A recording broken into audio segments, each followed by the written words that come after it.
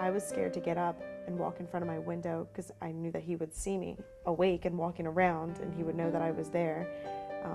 So I just kept thinking to myself, like, if I just pretend like I'm not here, he's gonna leave, he's gonna leave. Just ran out and locked the door, and I'm like, what's going on? Like, she's like, oh, he's so angry. And all of a sudden, you know, he's here, it sounds like he's throwing his body up against the door.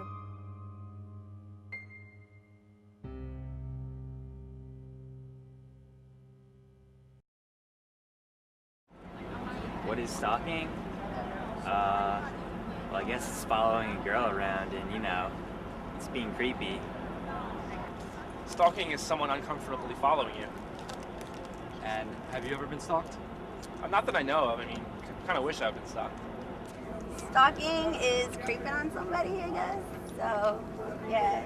I guess just like knowing everything about them, being a total creeper. My name is Charles Ackerman. When I found out my girlfriend Emily had been stalked by an ex-boyfriend, I realized how little I had known about stalking.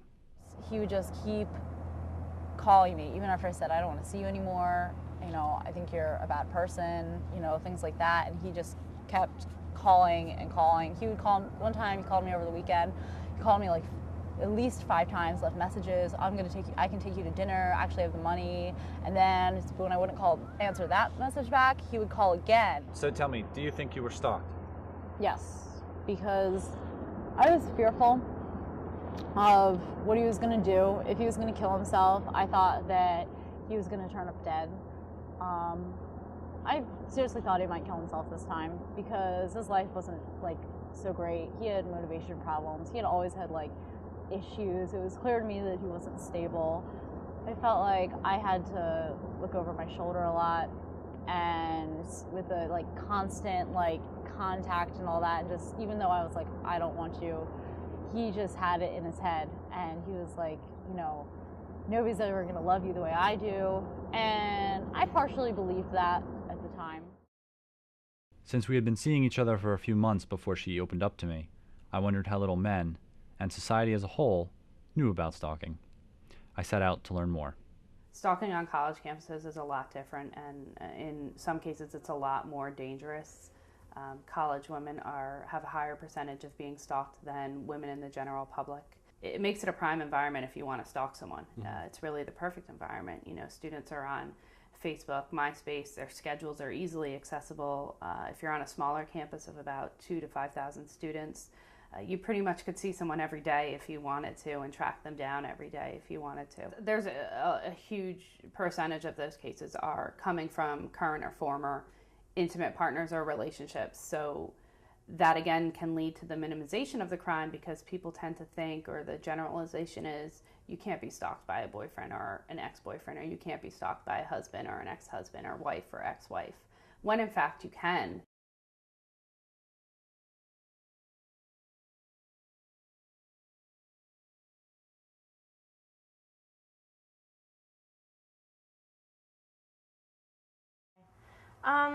This man came into the store one day. He was probably in his 60s. And it seemed like he came straight to me. He just wanted to talk to me. He kind of looked around the store, I guess, and that's maybe why he got the idea that he could come talk to us, maybe the decor of the store, the atmosphere. And he just started talking to me about inappropriate things, specifically like bondage and S&M and really kind of weird stuff to be talking to with a 16-year-old. So, you know, and I've thought about why I maybe allowed it to happen more. I've thought more about that, and I remember thinking that he just looked like a nice old man. He was clean, you know, clean shaven. He had glasses, you know, nice clothes. He had a kind face. It wasn't the face of a creep. It wasn't the face of someone to be afraid of. So I think that the idea of him wasn't threatening, or his appearance wasn't threatening to me, and that's why I was conflicted as to, well, you know, how do I tell someone who looks just like a nice old man, you know, that, hey, you're being inappropriate? Felt kind of just like paralyzed, like, not, I mean, that sounds like I was paralyzed with fear, but it was just like I felt stuck there, like I can't go anywhere or do anything. It was like in my head, I was just waiting for like my manager to say, hey, get back to work. I'd say the biggest mistake is definitely minimizing it, brushing it off and thinking I'm overreacting. He just really likes me. He just really is into me, and I just have to ignore it and take it as flattery. Going and reporting it, and maybe the first person you report it to might minimize it as well and might lead you to believe that it's not a big deal. And again, trusting your gut and your instincts, and if you think it is a big deal, if it's making you uncomfortable, if you feel controlled, then go to someone else and report it, because chances are, unfortunately, not everyone is aware about the crime of stalking and how serious it is. So to keep reporting it, or to keep trying to contact someone who may have the information.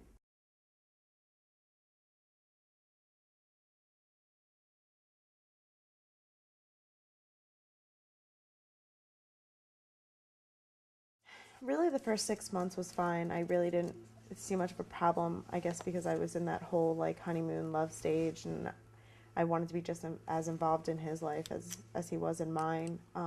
It got to the point, though, probably around half a year, that I guess I even started noticing that he was calling every day, you know, before class, like as I was going to class, call me after class, call me when you get to your car, call me when you get home, call me like when you're about to leave back for class, like things like that, like all the time.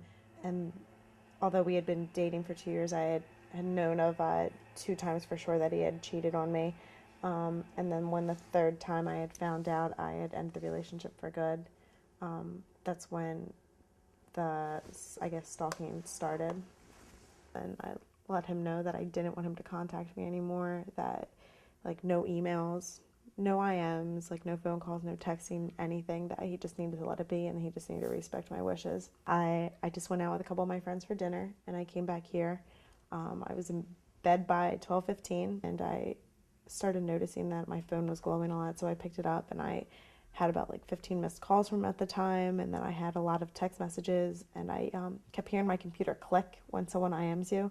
And I opened it up, and I had all these IMs, and it was just Brandon saying, you know, I'm outside your window, like I'd really like you to come out and talk to me. I'm not going to leave until you come. I wish you would just give me the time. I need you to come talk to me, and like I'm not going to leave until you come outside for at least a little while. I just laid in bed for a while, and I thought to myself, if I just pretend like I'm asleep, he's going to go away after a while. Like there's no way that he's going to wait here for a long time. But like 45 minutes went by, he still was there. I could hear the plastic of the fence. What is it? Like, I don't know, just the railings on the porch in the back moving from the second floor, or from the bottom floor to the second floor, sounding like he was trying to just get closer to me.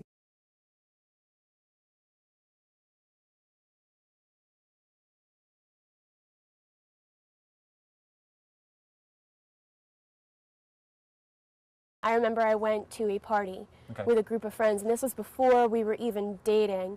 And I left the party like with my girlfriends, and he called my voicemail and yelled at me, screamed at me, called me very demeaning, awful names, and then about an hour later showed up at my apartment, got into a fight with me there, then apologized and left.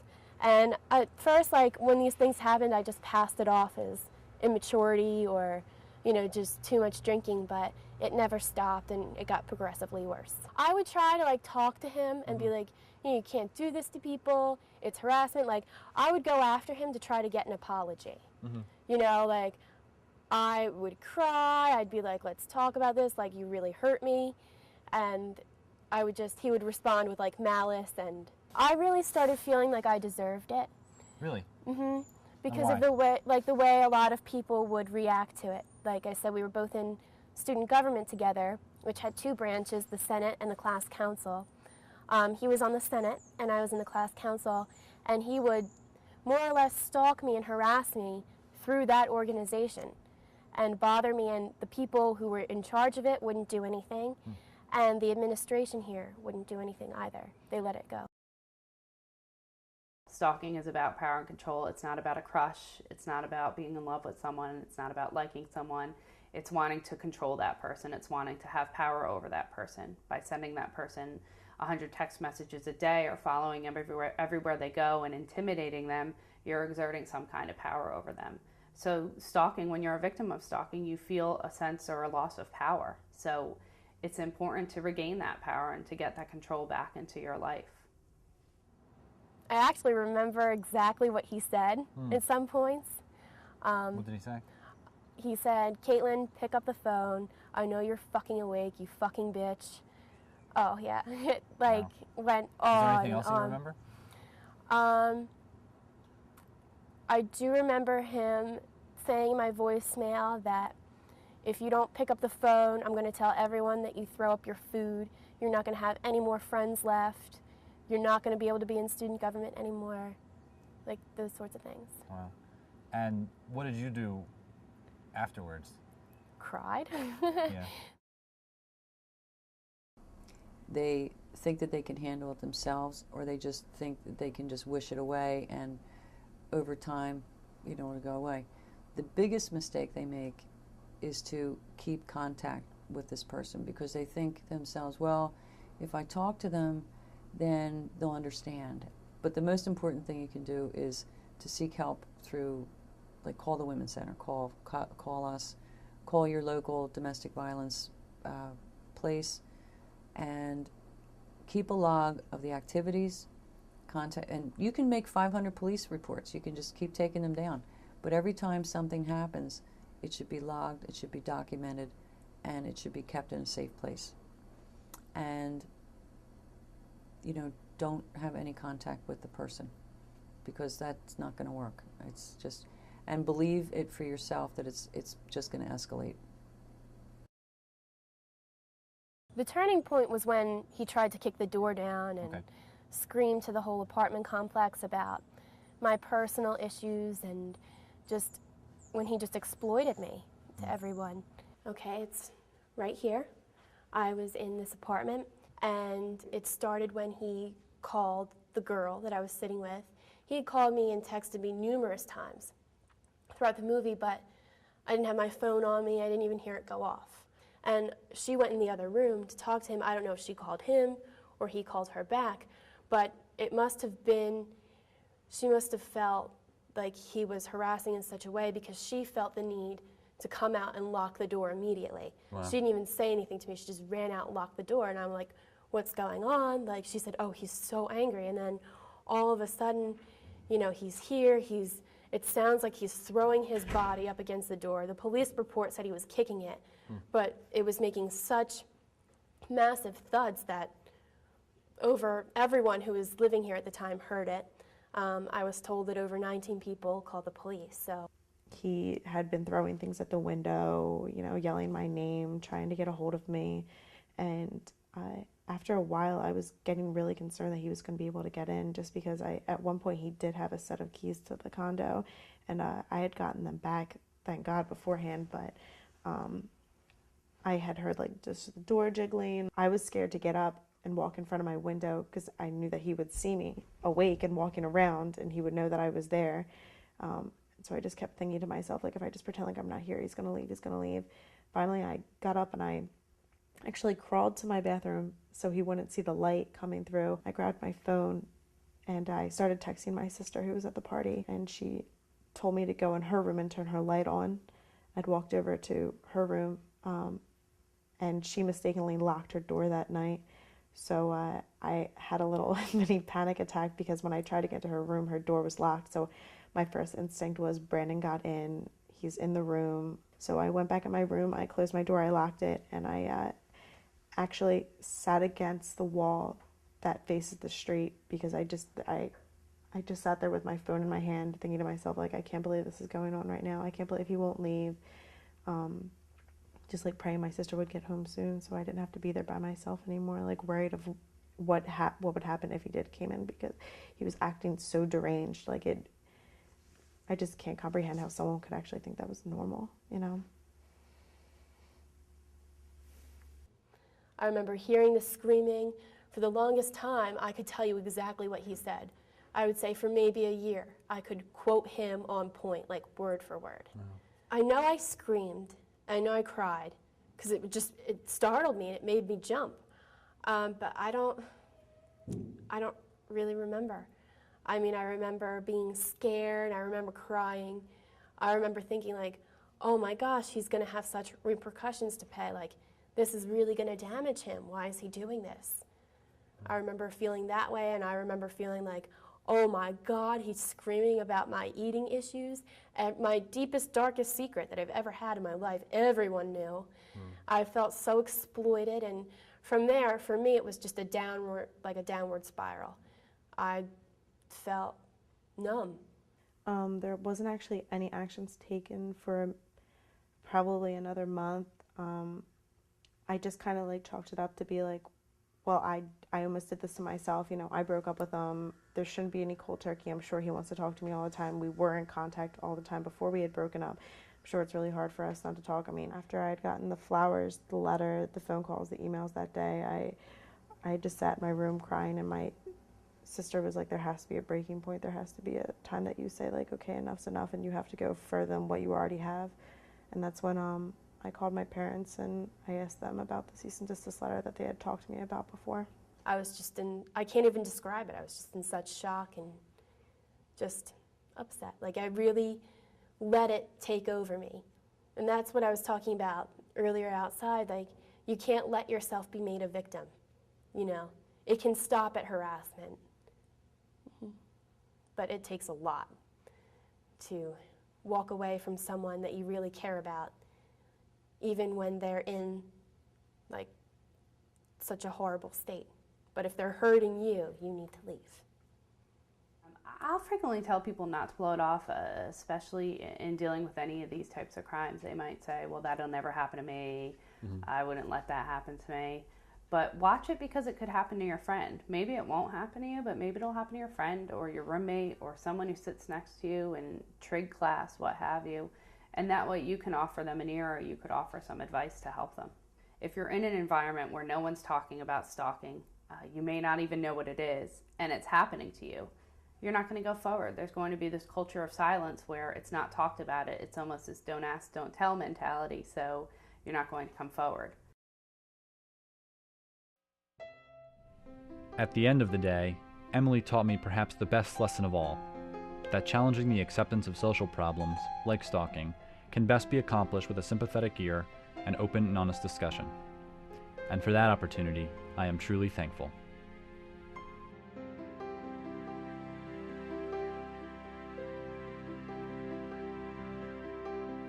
Out among the stars I float away from you, a dizzy masquerade of truth and lies that hold me, always crashing down around me.